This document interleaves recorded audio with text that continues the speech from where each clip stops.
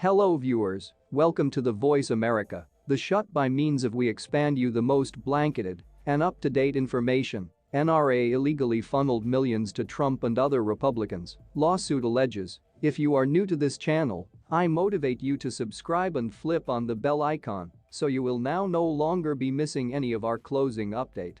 A lawsuit filed Tuesday by the gun control advocacy group Giffords alleges the National Rifle Association used a network of shell companies to funnel millions of dollars to former President Donald Trump and other Republicans. Over the past 7 years, the National Rifle Association has engaged in an ongoing scheme to evade campaign finance regulations by using a series of shell corporations to illegally but surreptitiously coordinate advertising with at least 7 candidates for federal office, the complaint reads.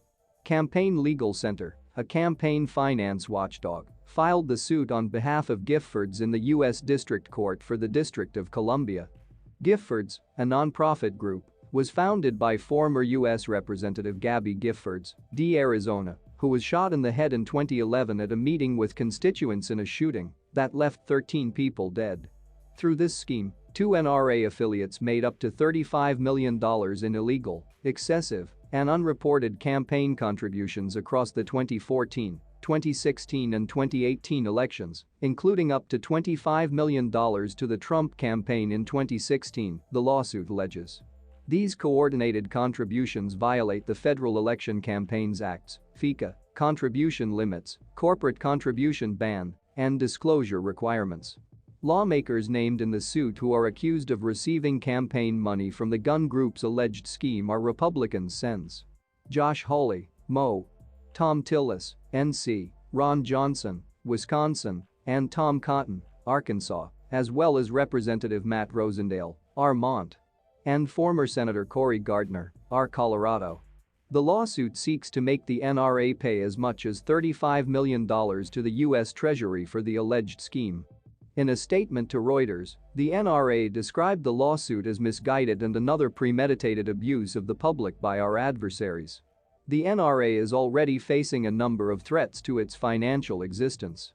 In a lawsuit filed earlier this year, New York State Attorney General Letitia James said the NRA lost more than $64 million over 3 years after an 18-month investigation discovered that top executives funneled contracts to friends and family members and used charitable funds for their own personal gain.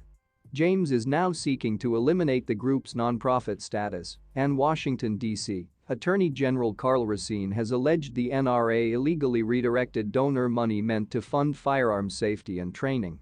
These funds were allegedly diverted to support wasteful spending by the NRA and its executives, Racine said. The gun group attempted to flee James' civil lawsuit earlier this year by filing for bankruptcy in Texas.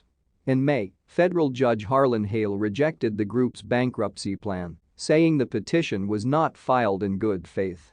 The court finds, based on the totality of the circumstances, that the NRA's bankruptcy petition was not filed in good faith, but instead was filed as an effort to gain an unfair litigation advantage in the NIAG enforcement action and as an effort to avoid a regulatory scheme, Hale wrote in his ruling.